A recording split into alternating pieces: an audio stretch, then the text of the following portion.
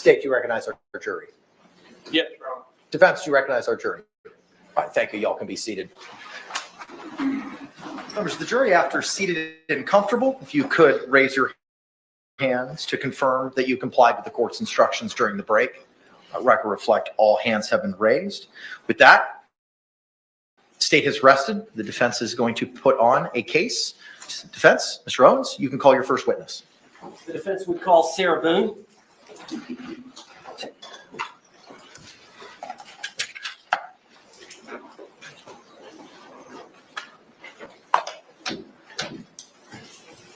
Raise your right hand, please. Sworn, please. Do you swear or affirm that the testimony you should give shall be the truth, the whole truth, and nothing but the truth, so help you God? I do. All right, ma'am, you could take a seat. And if you could, state and spell your name for the record for us.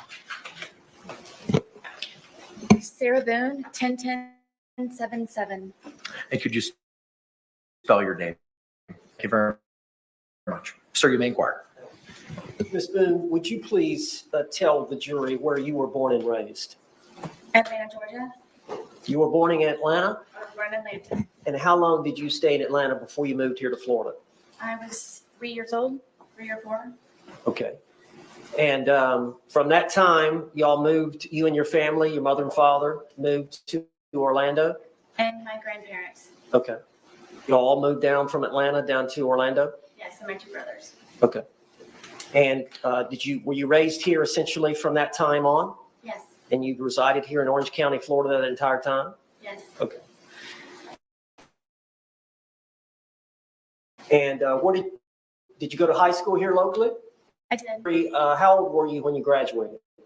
I was 18 years old. Now, I know you lost your mother and father. Overruled. I know you lost your mother and father in your teens and in your 20s. Is that true?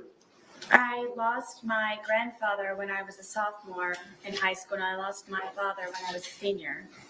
And then my mother passed away a few years after that, and then my grandmother passed away after my mother died. All right, so you were in your 20s when all that was going on? Yes, Okay. And then at some point in your 20s, you met Brian Boone? I did, yes. All right. And how long did y'all date before you married? A good handful of years.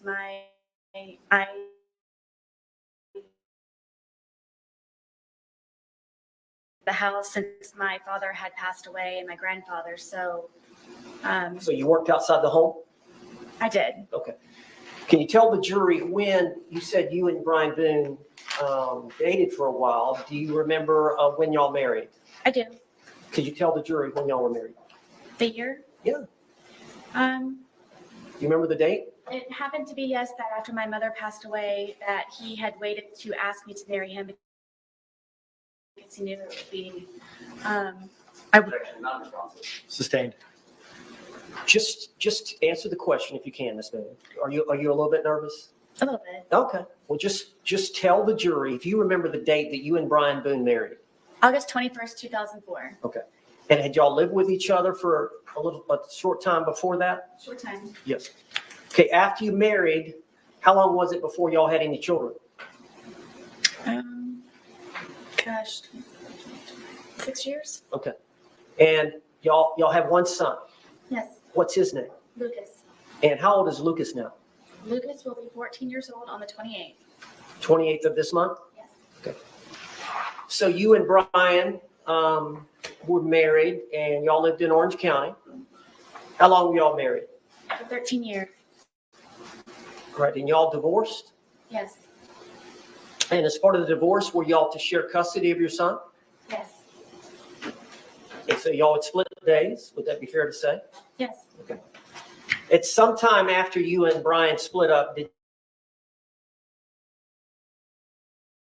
you meet George Torres? I met George when I decided to buck up, I guess, and was tired of trying to patch things up with my ex-husband. And I decided to go one day for a walk across the street and go have a beer by myself and sit and people watch just to get out of my house and a change of scenery. All right, now is this your apartment? No, this is the marital home. Okay. Where is that marital home?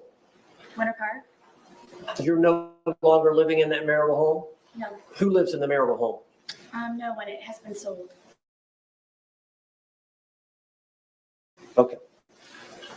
So you met George Torres before you got the apartment? Yes. Okay. And you met him at a bar across the street from the marital home? Yes, we had a mutual friend there. Were you introduced? Yes. All right. How did you and George get along when y'all first met? Very well. It was strange how quickly we hit things off and had so much in common. And I never thought that he would be interested in someone like me. And I just couldn't believe that he was actually interested in me and said a lot of nice things. And 1 hour ended up being 4 hours from when we had first met. And then we would always have something to talk about. Why couldn't you believe that he would be interested in you? He was very handsome. He was very funny. He was smart, and I would show up in workout clothes and disheveled hair, and I guess I kind of felt broken from being in the process of the divorce that he knew about. But then one of the things that we could relate also was the fact that he was here in Florida because he had just been divorced from his second wife. So that was another topic that he and I could compare notes on. So eventually the divorce was settled. Did you get your own place? Yes. Is it fair to say that at first you lived in your parents' home, correct? Yes, until I was married. And then you moved directly in with Brian, Yes. and then y'all lived in the marital home, correct? Yes. And then you got this apartment. Yes. So that was the first time in your life that you actually had your own place. Yes. What was the address? 4748 France Court, apartment number 3. And what city is that in? It's in Winter Park. How far is that from here? 20 minutes. Okay. So you got that apartment, and initially were you by yourself? No. All right, tell the jury. In the almost year, about 10 months of separation from Brian, my ex-husband, that is the time when I met George. And my ex-husband was trying to buy me out or force me out of our marital home, and I needed to find somewhere to live. And So did you and George agree to rent the apartment? yes, I needed extra income. We could not afford it. Just on my own. You were receiving some income from the marriage settlement, were you not? Yes. So you did have consistent monthly income coming in from the marriage settlement, For the most part, yes. but you needed more to live. Yes, to pay the bills and for rent. So did you and George have some agreement? We did. All right, what was the agreement?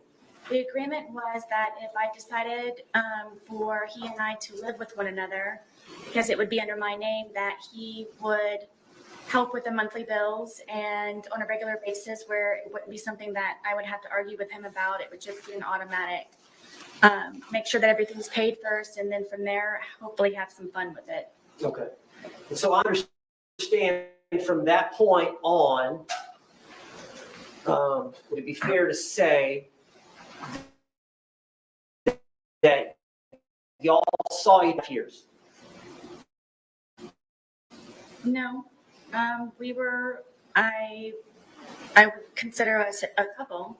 Okay. At some point, he asked me to marry him. Okay. But y'all did have times where he left and went to live with his parents. Yes. Is that fair? Yes. And there were times where there was an understanding that y'all were going to break up. Multiple times. Okay. All right. So again, on again, off again. Yes. This was actually before we had our apartment. That was, I guess, our dating phase. Okay. So y'all were together for 3.5 years. Is that fair? Yes. And y'all had actually agreed to marry? He had asked me yes a couple of times to marry him, and one time I agreed to yes. Okay. Now, I want to get directly to the date of this event so that the jury can hear your testimony. All right, so tell us, I believe the date is February the 23rd of 2020. Explain to the jury that whole day, from the time y'all got up, the whole thing. Approach.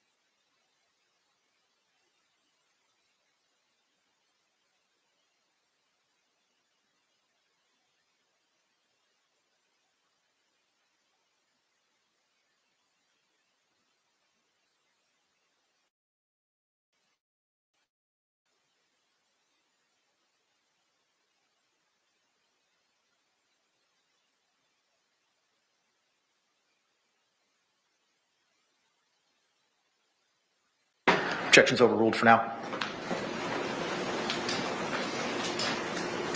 Now, Ms. Boone, let's just, instead of one long speech, let me break you up over the course of the day. So, do you remember the date of February 23rd, 2020? Yes, Do you remember getting up? yes. All right, just tell the jury about that morning, what y'all did that morning, what you and George spent the night together at the apartment. Yes, at that point, he was living there. Yes.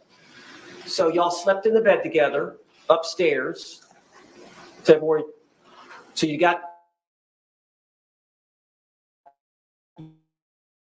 would have gotten up, y'all would have gotten up that morning, February 20th, y'all got up.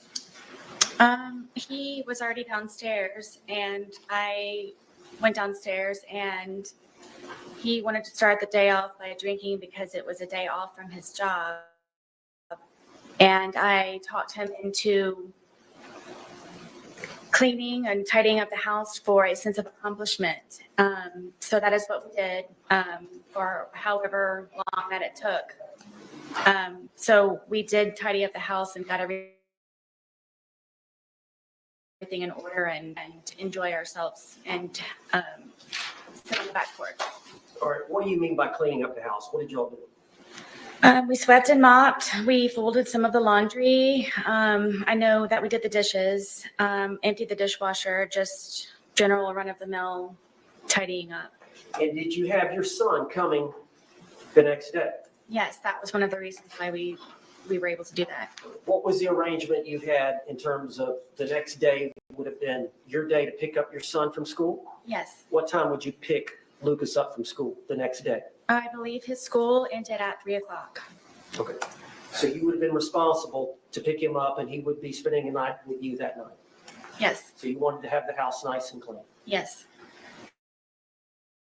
How many bedrooms are in the home? 2.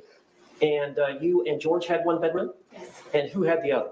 Lucas. All right. Is that exclusively his bedroom? Yes. All right. So how long would it have taken y'all that morning to clean? I don't really remember what time we woke up, but maybe a good 2, maybe 3 hours. Okay. And would it be fair to say that you and George both smoked cigarettes? Yes, And would it be fair to say that you and George both drink alcohol? yes, All right. So at some point, y'all finished your chores, yes. right? And then y'all were going to enjoy the day. Yes. All right. What was the plan? It was just kind of, we've got the day to ourselves. Let's just kind of relax and go with the flow. All right. Did y'all make a decision that y'all were going to start drinking? Yes,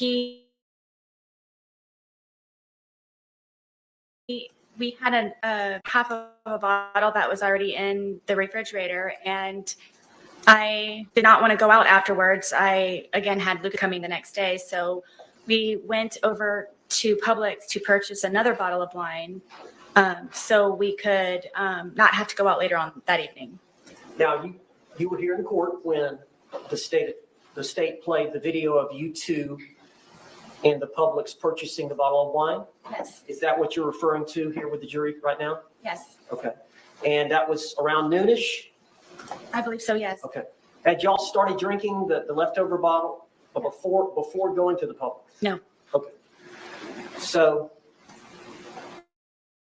y'all bought a bottle of wine? Yes. All right. And how did y'all get to Publix? My car. How far is Publix from your apartment? 5 minutes. How would you get there from your apartment? What do you mean? Did you have to go across any major highways, or is it right there? You just come out of our apartment complex and you do a little U-turn and then you come up and it's right in that complex. Okay. But it's easier to drive than to walk. Yes. Okay. Now I know at sometimes y'all would simply need cigarettes and it was in walking distance. Can you tell the jury about that? Yes. There was a AutoZone convenience store with in the same, I guess, parking lot of our townhome, our complex. And it was just a straight shot from our apartment to a back gate, and you could get right into the convenience store from right there. Okay. But y'all went over to get that bottle of wine around noonish, and how did you took your car? Yes, Did George have a vehicle? we did not. And how did you pay for the wine? With my debit card? And then y'all came back and started drinking? Yes. Okay. Tell us what you did when you got back from the Publix. Just went on the back porch where we usually spend our time because we're able to smoke cigarettes outside as opposed to inside. And Is cigarette smoking not allowed indoors? it is not. Okay.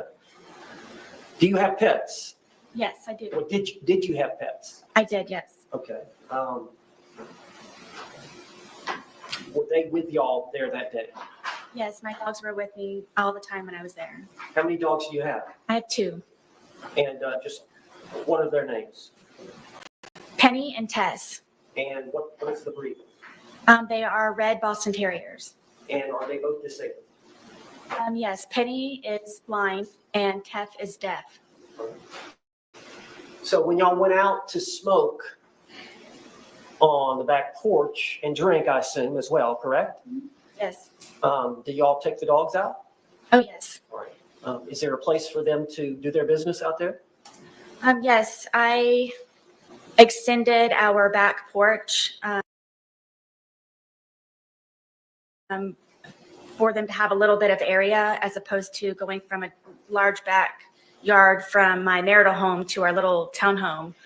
And they would come out there and do their business, and I could sometimes I would open the gate and then walk them in the back part of our apartment. So you and George were just going to enjoy the day together? Correct. Is it fair to say y'all don't have a lot of money? Yes. And so y'all were going to do something there in the home? Y'all weren't going out for dinner or? Yes, we primarily, I would consider us homebodies as opposed to going out and partying and doing this and that. Okay. And how long do you think y'all were out that afternoon outside? A few hours. All right. Could you tell the jury what y'all did during that time? We have a dartboard that's out there, and we just had drinks and we're just really enjoying each other's company and talking about, things upcoming.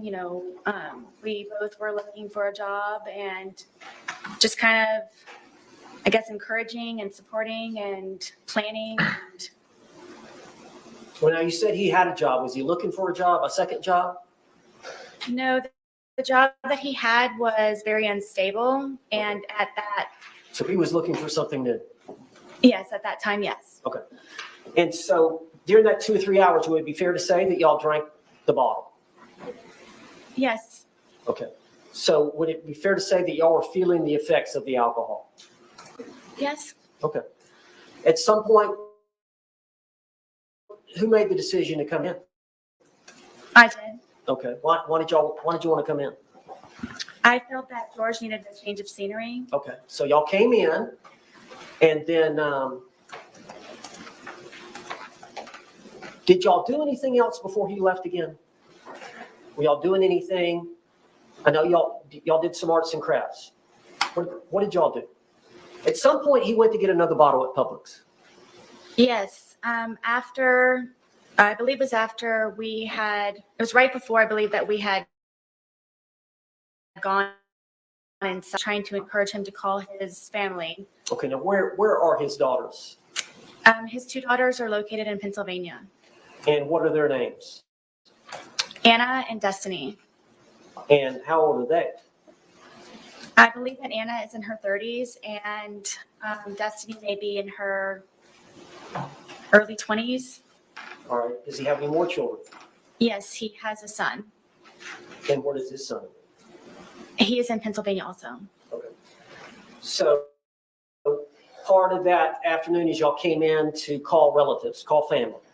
No, I had him call outside, just trying to, I guess, boost the mood. The first daughter didn't answer, and I don't remember the reason I didn't speak to the second one. I believe he did. It was just for a moment. All right. Now, whose phone were y'all using? My phone. All right. And is that common for y'all to use that, for y'all to share that phone? It was because George said that he didn't have a phone, so it would either be lost or given to him by his mother. So I didn't know he had a cell phone, so we would use my phone. So it was primarily your phone? Yes, Okay. And you took a lot of photographs that were on that phone? yes, Videotapes, yes, text messages, yes. phone call? Yes, he and I both on the phone calls. So he would use it as well. Yes, And that phone, is that the one that was seized in this case? yes, All right, so y'all called his daughters.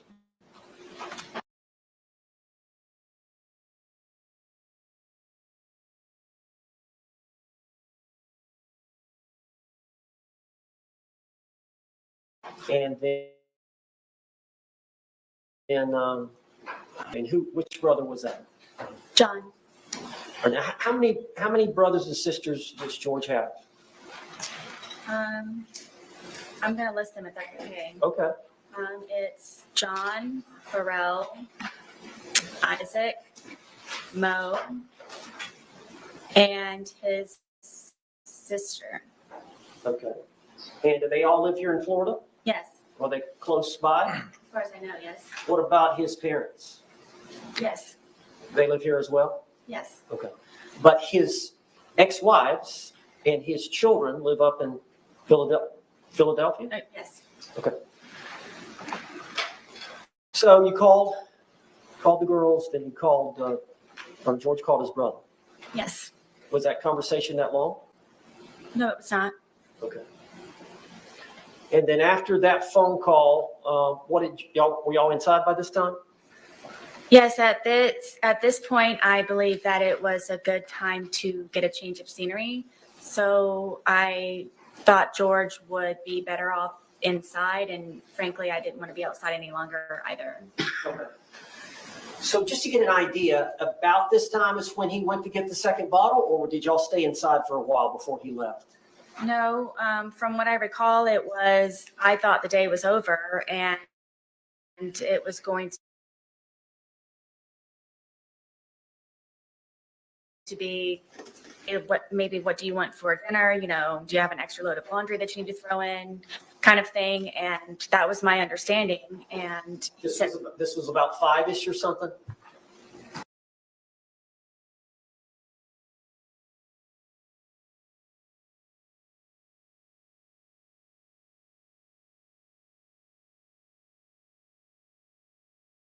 I don't remember the time. Okay. At some point during that time period, did George go to Publix again? Yes, I thought he was going to be walking to the convenience store, but apparently when he returned, he had gone across the street with my car and my debit card to buy another bottle of wine What was your understanding of where he was going? to the convenience store, walking, For what? cigarettes. Okay. And you learned obviously that he came back and you learned that he'd used your vehicle Yes, and he'd used your debit card yes, and he'd brought back a bottle of wine from Publix. correct. And you saw the Publix video of that. Yes, So he comes back with the other bottle of wine, and did he want you to drink with him? it was expected, yes. Yes. And you agreed to consume the second bottle with him? Yeah. Okay. So over the course of that evening, drinking the wine, what did y'all do for time-wise? Watch a movie, music, just kind of tell the jury what you remember. I know it's obviously been a while, but It was kind of a regular thing where I would always try to come up with entertaining activities for George, and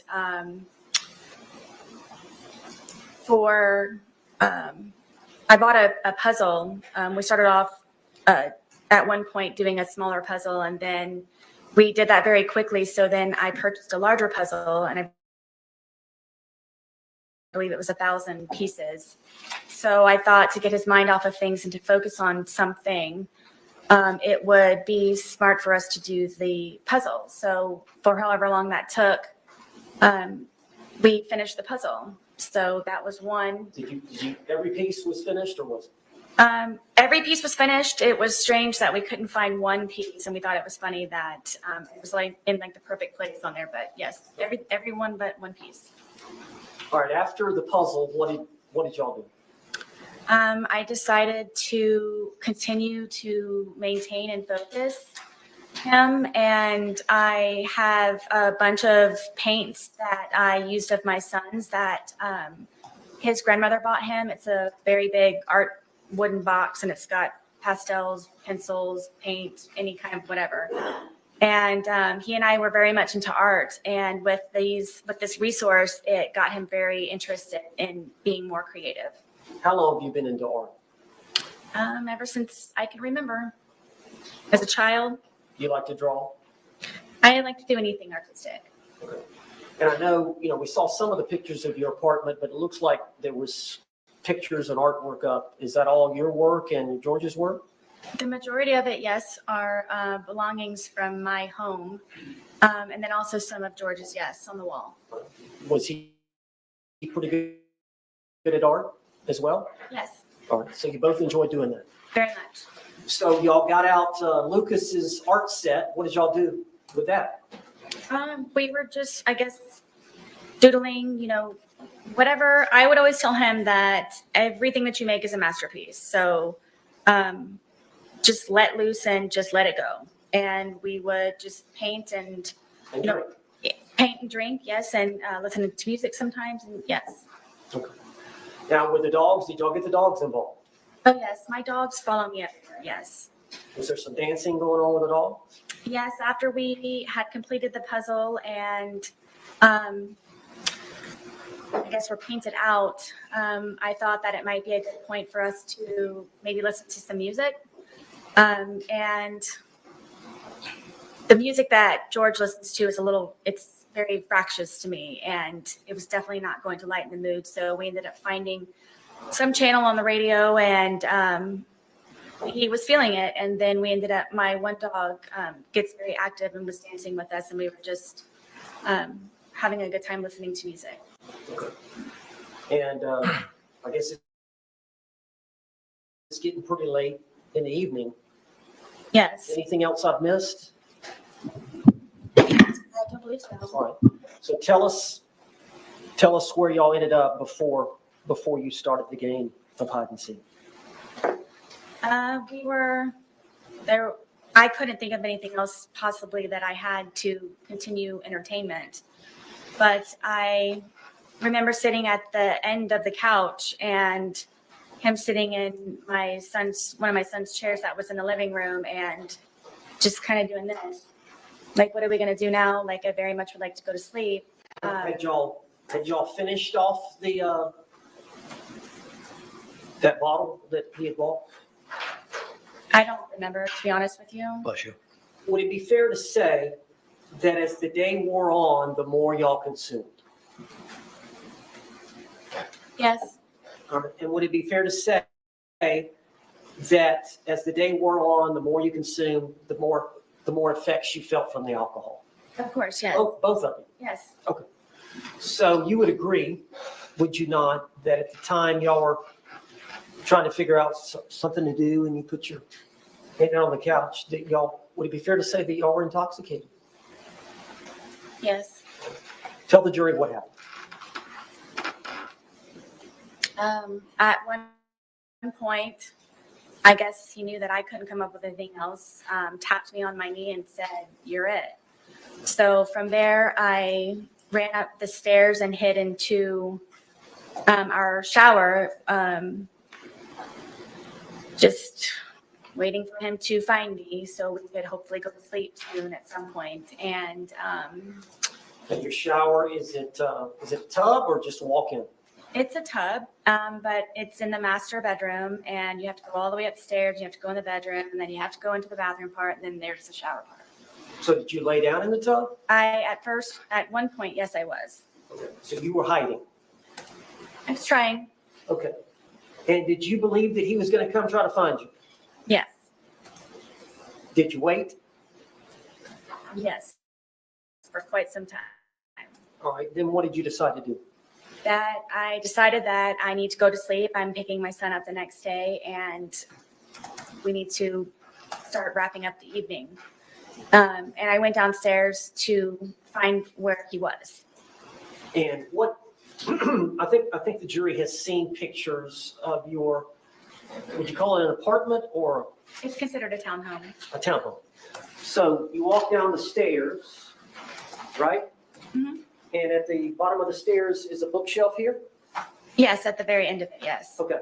So you walk down the stairs and you turn and look in the living room. What did you see? I don't even think I made it all the way down the stairwell because I was just looking for him as soon as I could, to hopefully go upstairs as soon as we could. And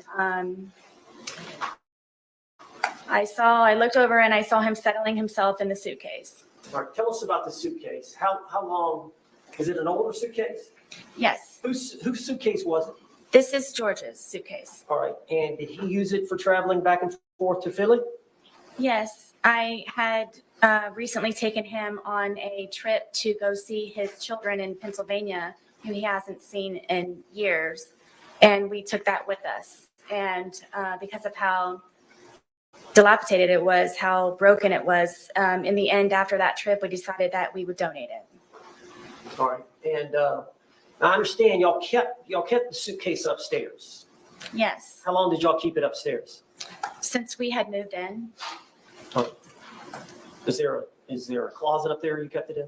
Yes, it was in the master closet, the master bedroom closet, all the way in the back because of the size of it, and there was nowhere to put it, so it's all the way in the back. So when did y'all decide to move it down from upstairs to downstairs? Was it that day or sometime earlier? No, it was maybe a week or so prior. Okay. And so what, y'all were gonna donate that to Goodwill or? Yes, we were going to do, I guess, a spring cleaning. Anyone who has children understands that they grow quickly, and there was a lot of clothes that I needed to go through of my sons, and then also from George and I moving in and just kind of putting everything in there, at one point where we just needed to actually go through it and organize it and get things more in order. So is that the reason it was downstairs? You were gonna donate it and a bunch of things that you were gonna put inside of it? Correct, yes. Okay. So it'd been down there a week, so it was already down there? Yes, George brought it down. Okay. So you said that you got down there, you're looking for him, you see him settling into the suitcase. Yes. What did you do? In my head, I said, oh man, we're obviously not going to be going to sleep anytime soon. And I walked over and he was trying to get himself flat, so I couldn't tell that he was in there. And then Now, let me stop you there. The suitcase, is it the suitcase over here in the yes, box? You've seen it, you saw it. yes, It's a pretty big suitcase. yes. how big is George? George was my, Okay. And how much did George weigh? I thought it was 100 pounds. Okay. And how much did you weigh? I was 98 pounds. All right. Do you agree you put on some weight? Since I've been incarcerated, yes. Well, at the time, though, y'all were pretty skinny. Yes. So from the pictures, it looks like y'all were both pretty thin. Yes. All right. So because of his thinness, is that how? And he's a small man. Yes. Okay. So he was able to get in the suitcase on his own. Yes. Did he willingly get in the suitcase? He was already in there. Okay. When you got to him, did he see you? Yes. All right. Tell us what happened. I mean, I just I zipped him up. We thought it was funny. And we're joking about how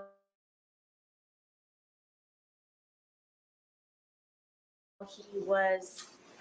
All right. So what happened then? From there, it was just, we were laughing about it, and it was just strange that he was small enough to fit in there. And then I kind of moved it around a little bit with him in the suitcase still. It was still funny that he was still in the suitcase. Just, I think he and I were just kind of couldn't believe that he could fit in the suitcase. Did you eventually close the top? Yes, in order for, well, the top was already closed. As he was settling himself in there, that's how I knew he was. He had got in there to hide, and he pulled the top Yes, on top of it. But you could tell he was in there. yes, You saw him right away. yes, All right. So at some point, did you zip him up? Did yes. you? And what was he saying or doing when you were zipping him up? We just thought it was funny. Were you both laughing? Yes, And so you zipped him up. Were y'all still laughing once you zipped him up? yes. Tell the jury what happened then. From there, I moved the suitcase around a couple of times, just kind of on the wheels, and moved it around. And at that point, it was funny. We were joking and laughing about it. All right. Now, eventually, did you go sit down on the couch and get your phone? Yes. I missed something? Well, the suitcase had, for me moving it around, was flopped over. So while it was like that, I thought at that point I had a moment to, I guess, take the time to talk to him while I guess he was not able to get out for a moment. So you flipped it. You got it on the top, right? Yeah. It gets in, but at some point you flip it over. So the zipper is on the bottom. Well, it was just kind of how I was moving it around that it ended up kind of flopping. So, It was upside down. yes, So after you did that, what did you do? that's when I went over and decided to videotape to just see the, I guess the jest in it, for him to understand that right now I feel safe, and right now I have the ability to actually speak to you in a manner that normally I would not have the ability to do. And you were intoxicated, Yes. and you would agree that you said some things you should not have. Yes. But you realized he could not get out and get at you. Is that fair? At that moment, yes. So it goes on for about 10 minutes. Yes. You heard it here today, did you not? Yes. You heard his voice as he was speaking from the suitcase. Yes. That was his voice on the video and audio. Yes. And you heard your voice on the video and audio. Yes. That was your voice. Yes. All those things said by the man were said by George in that 2-minute video. Correct. All the words said by the female were said by you in that 2-minute video. Correct. Were you intending on showing him the video the next day? Yes. At the time or the next day, is it fair to say you don't even remember videotaping? I do not. So, from what you can tell from watching it, did that refresh your memory about that event? I did. Why did you say all that?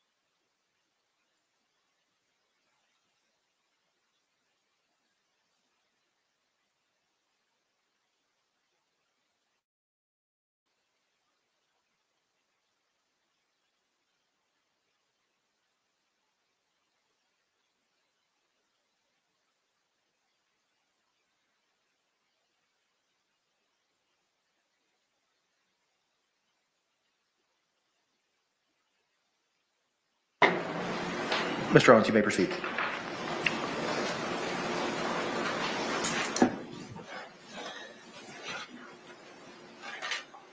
All right, I'm talking about just the 2-minute video part that was recorded. Could you just tell the jury what you were feeling, what your feelings were at the time, and then explain that to the jury? You mentioned, you talked about it before. You said he was in that confined space.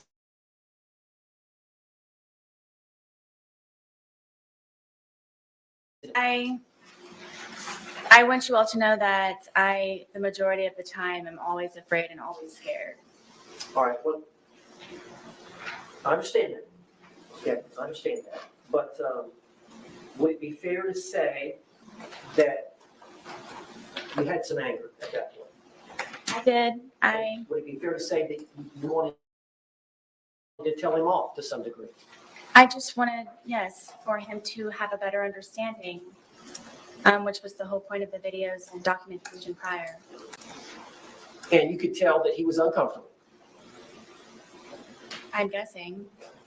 And did you want him to feel some uncomfort? I did. Okay. Now, at some point, you turned off the video. Yes.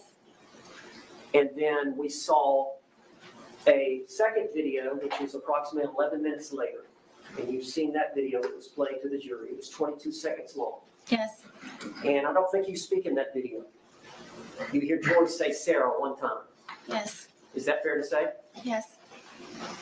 So between the 2-minute video and the 22-second video is an 11-minute period. Would you tell the jury what happened? We continued to, I guess, speak to one another, and his tone changed, and knew the tone, and we ended up, I guess, arguing back and forth with one another, and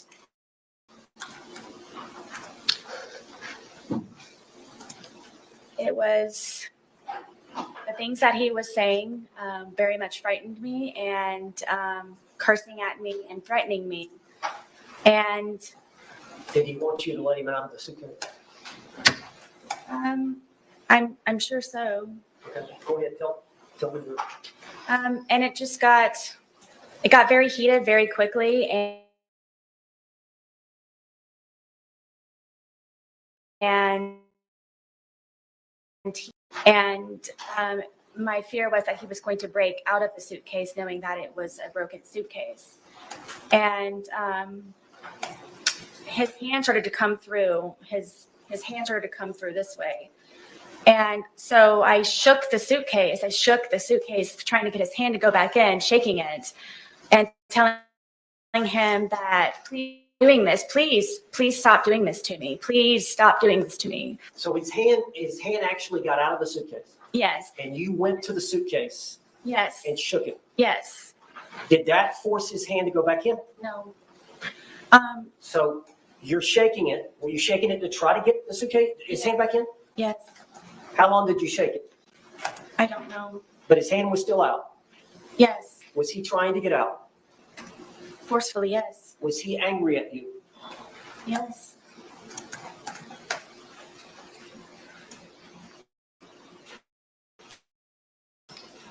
Were you in fear? If you gotten out of the suitcase, what would he have done to you? Like he used to tell me, he probably would have made me unrecognizable, or I would have lost my life. Did you lose the grip on the suitcase? Yes.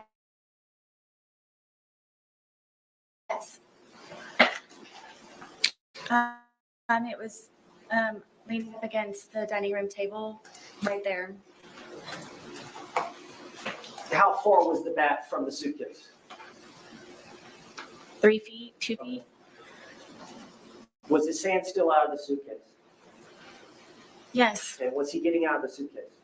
he very much was trying, yes. And so what did you do? For the split-second reaction that I had, I happened to see that, and I grabbed the baseball bat and was trying to poke his hand to go back in, to please don't break through, please. So I hit his hand. Did you hit the outside part of his hand? Yes, We've seen the photographs of his left hand. Did you cause the bruising there? I'm guessing yes. Now, you've seen the bat. It's a youth bat. Yes, I bought it for my son. Is this the bat you used? Yes, And you said you poked him with it? yes, I kind of pushed, like I held it with the skinny part here and then So the grip here, prodded at it. Yes, you grabbed it with both hands here, yes, and then the barrel of the bat, the big part of the bat is here. correct. And you thrusted it into the different areas of the suitcase? I started with his hand, and his hand, he was still trying to get out. He was still trying to do that. So I started to push on the suitcase around it, hoping to have his hand retract and go back inside.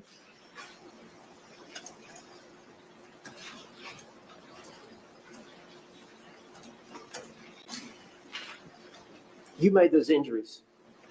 I did, We've seen the photographs. yes, We see the bruising. Is that from that bat? yes. Eventually, did his hand go back inside from you doing? Yes, finally, he had subsided and retracted his hand. So in your, Split-second decision. now once he retracted his hand, do you remember zipping it up some? Or what did you do in relation? Because he was upside down, was he not, at that point? Yes, At some point, you flipped him back up. I did. Tell how that Cursing, he wasn't threatening. His hand was inside foremost. There was no more of him trying to break through the suitcase. So I felt safe enough to turn it back over. It wasn't happening anymore.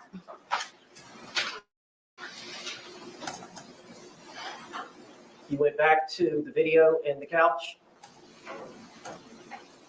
I did, yes.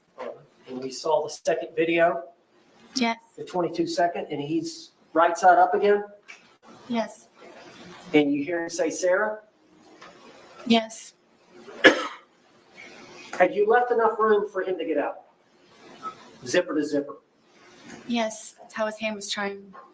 That suitcase has 2 zippers, doesn't it? And they meet at various places along the line.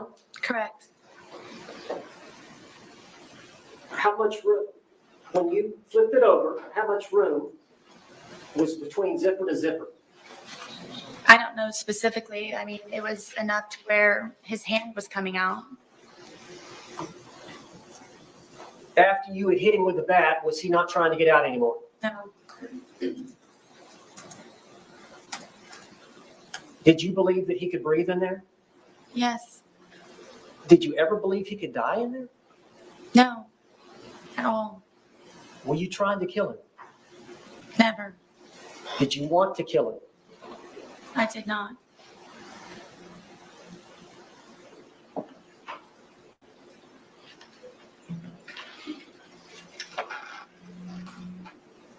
Did you walk upstairs? I did, yes. Why didn't you let him out before you walked upstairs?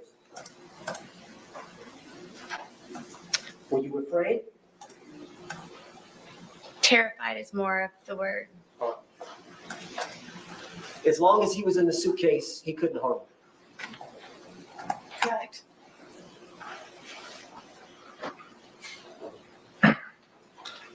When he's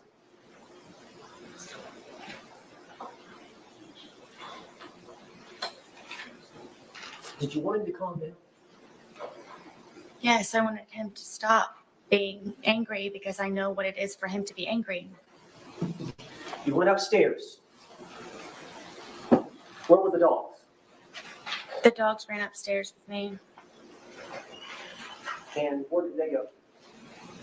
On the bed.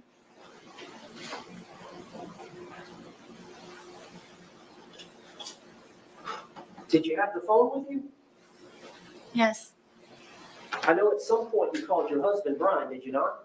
I did. Do you recall how long that conversation was?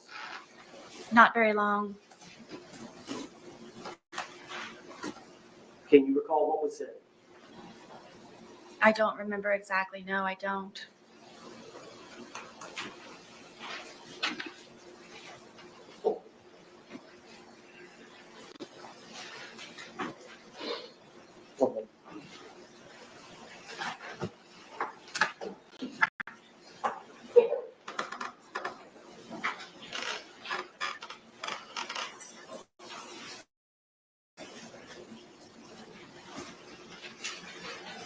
Miss Boone, Sarah Boone, you said that when he was in the suitcase, he was threatening you. Can you tell the jury what he was saying? I don't know. Am I allowed to curse? Yes. That he was going to fucking end me.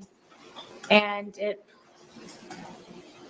that's what made me ask him please to stop doing what he's doing to me. That he was going to, I'm guessing, try his best that night to probably take my life. But what the threat you heard was He's going to say the fucking word. end me. Excuse me? Fucking end me. End you? Yes. One more. Yes, sir.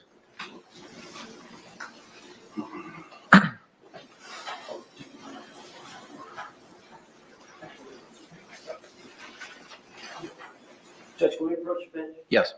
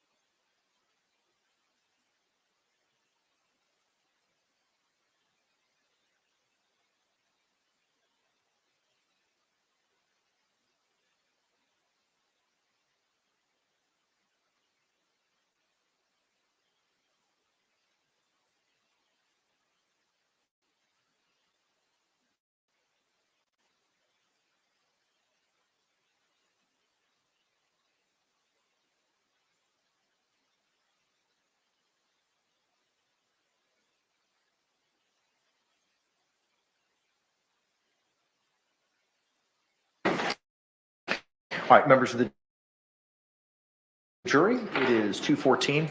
I have a matter that I have to discuss.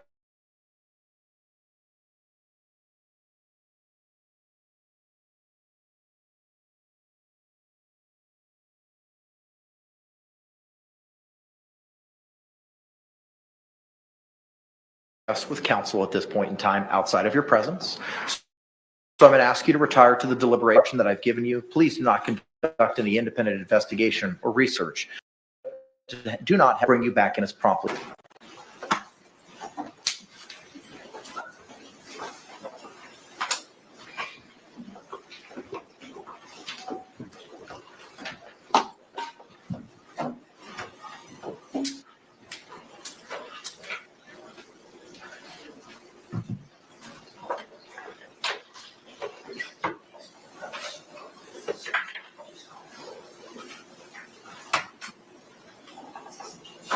Y'all may be seated. Thank you.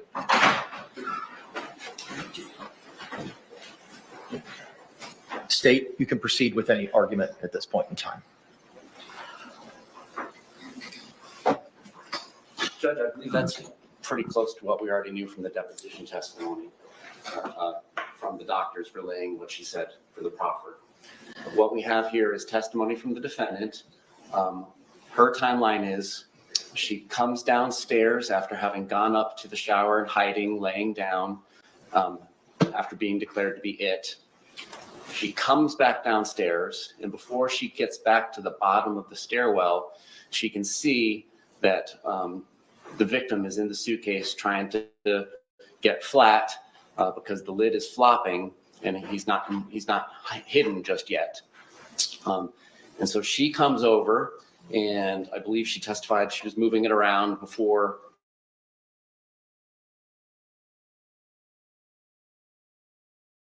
actually zipping the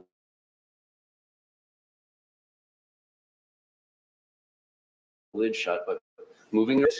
And at this point, she testifies that this is now her opportunity to get on her pulpit to express her true feelings about everything. And that's when she sits down on the couch and opens up her phone device and begins recording what later turns out to be IMG _1062.movie at 11:12:45 for 2 minutes and 3 seconds. During this period of time, the decedent is expressing meekly that he can't breathe. The only time he ever curses at her is, Sarah, I can't fucking breathe. Babe, I can't fucking breathe. He is demonstrating under the law that he is in fear of losing his life. She has committed an aggravated assault. She has committed false imprisonment. She was the initial aggressor. There was no overt act to justify these actions that she took against her boyfriend. She then goes on to say that during this period of time between the end of the movie at 11:14:48 seconds and before the next one starts at 11:23, that it's now at this time, while he's still constrained and clearly unable to get out under his own power despite having his hand out, She begins beating him with a bat, poking his hands, poking the suitcase with a deadly weapon. A bat is used for baseball, but it can also be used to harm another person. And according to the medical examiner's testimony, there was great harm caused to him, deep ecchymosis bruises. She can't start to do this out of fear, like the analogy I gave earlier.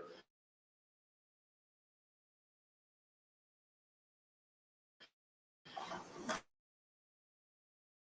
I pull a gun to rob you, Judge, and you pull a gun, I can't shoot you in self-defense. She shot, and therefore, we're asking for you to prevent, under the case law, any prior instances of violence, any reputation evidence, and any battered spouse syndrome evidence, because that's simply just what the case ended up being. Thank you. Response.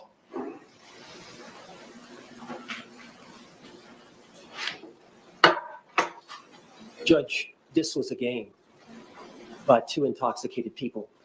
When people are drunk and intoxicated, they do silly and stupid things. The evidence is uncontroverted that George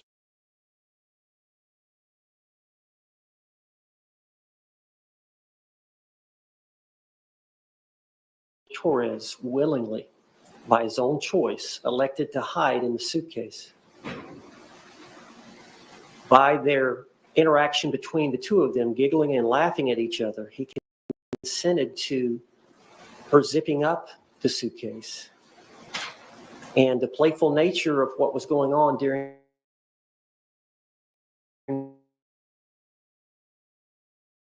those few minutes prior to the video.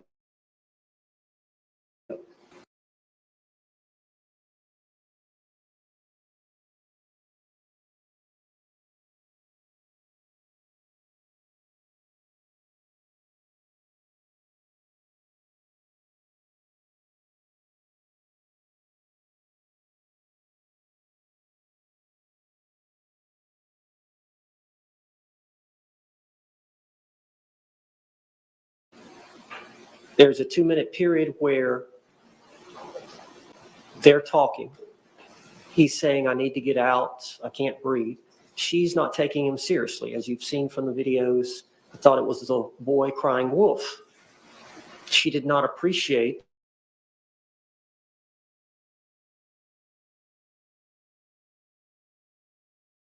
trouble breathing. And this was a chance for him to be heard by her about how she felt about some things involving their relationship. A short time later, the video was turned off, and then that period has been testified to by my client. And that period is uncontroverted. That's a second period of time. We've got that time for the video. We got the 11 minutes, we got the 22 seconds. And there's no video, there's no audio, there's no eyewitness, there's nothing but Sarah Boone's testimony. And she's testified here today that they had words, there were threats. He got his hand out of the suitcase. She knew by the threats and him getting his hand out of the suitcase that he was about to get out of the suitcase and he was going to hurt her.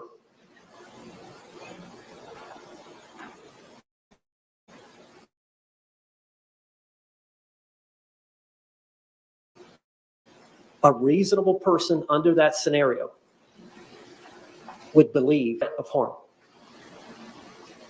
She blocked that attack by grabbing the bat, hitting his hand. When that didn't work, she started poking him with the bat and the suitcase. Eventually, she poked him several times. He put his hand inside the suitcase. She put the bat up. When she realized he was not going to do that any further, she flipped him over right side up. She still had a fear, knowing that if he got out, she would be harmed. He would beat her up. She went upstairs.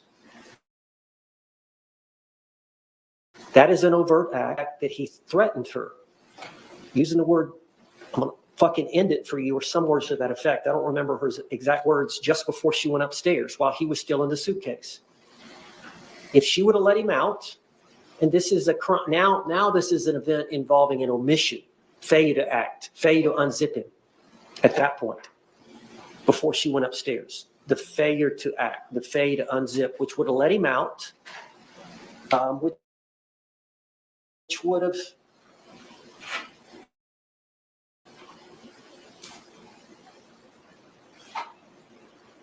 created a situation that she believed was imminent bodily harm to herself. And I guess I'll get a couple of examples. Let's say that a police officer is called to a scene, and the only thing he hears is there is a suspect, and the suspect may be armed. So, of course, the officer pulls out his revolver, and he's walking around. Well, then eventually he finds the suspect, and the suspect reaches for his waist.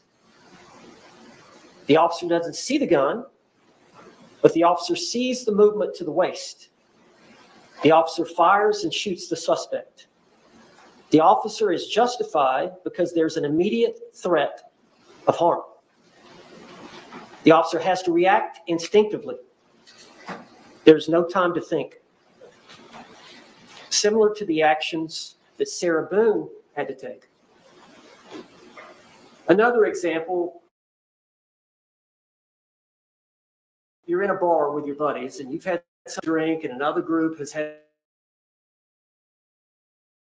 some buddies on the other party. And one of your friends, seeing that it's being escalated and the guy that's arguing with your buddy is aggressive, more aggressive than your buddy is. Your buddy's trying to settle the thing, but this other individual, maybe he's had too much to drink and he's more aggressive. So you go around behind this individual, and before he's able to strike your buddy, you grab him. You lock him up. That's physical restraint to block an attack. Or you grab him by the neck and you choke him.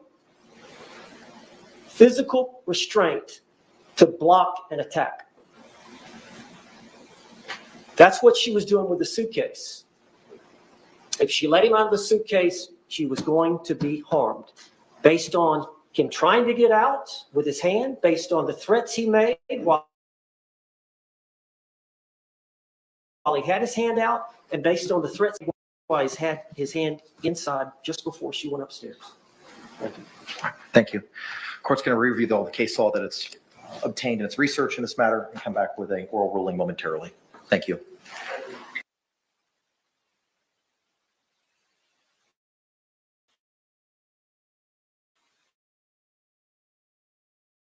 %, off of your first month of confidential background reports. Just go to truthfinder.com/LCLive and access information on almost anyone.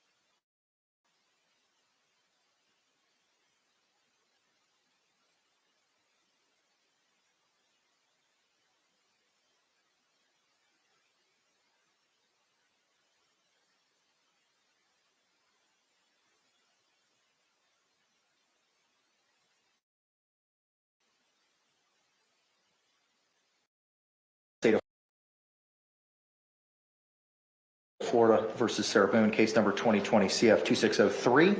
Appearances for the state. Chief Judge Shore on behalf of the state. We engage the state. Defense. James Owens from Miss Boone. Connie Henderson from Sarah Boone.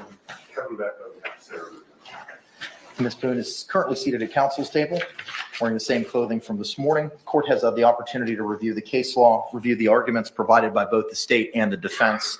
Court finds that a overt act has been established. The case law is clear that a scintilla of the providing of an overt act is sufficient to provide the self-defense jury instruction. An overt act is not something that's specifically defined in Florida case law. It's something that's from the totality of the circumstances, seemingly under the authorities that the court has reviewed. As such, the court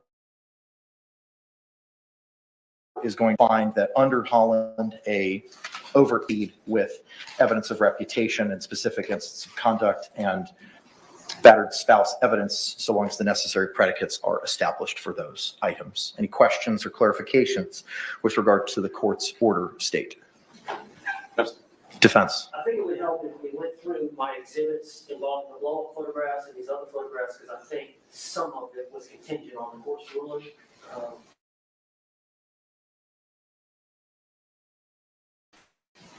So one at a time in front of the jury, or whether we want to just talk about them ahead of time so that we know. Are there any objections to those items? It depends on the items. I was shown a lot of different things, including like a rap sheet between the victim and the defendant. I've taken that. We need to, I'm happy to take care of some of this stuff in advance. I'd rather do it now Yes. so that it's not up, down, in and out with the jury. So Go ahead, Mr. Owens. What do we got? Well, I had the court go ahead and mark everything. Some of it is a composite. Is this it?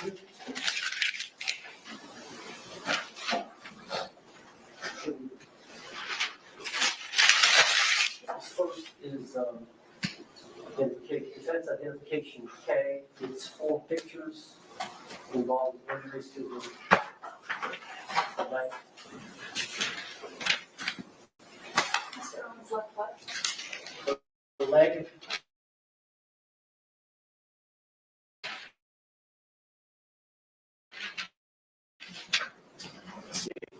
we don't have objections to pay. Okay.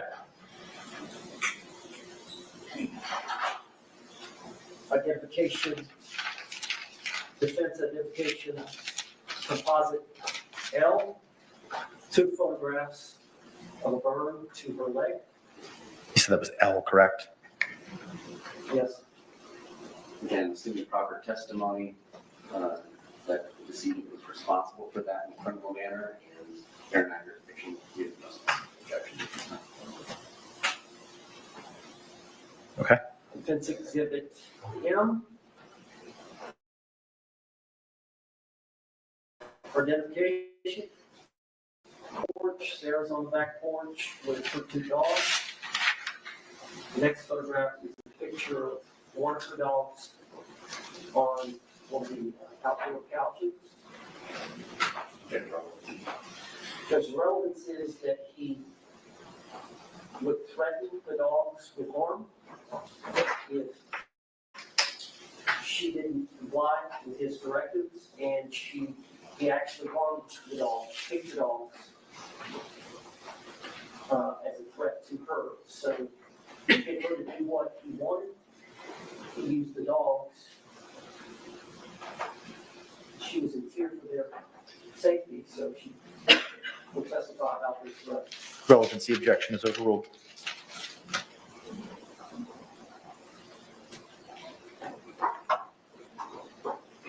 Identification, defense identification number N, or letter N, 1 photograph. It's a photograph of the living area, but also of the stairs, and it shows that one of the allegations by the state is that the defendant. Okay, no objection.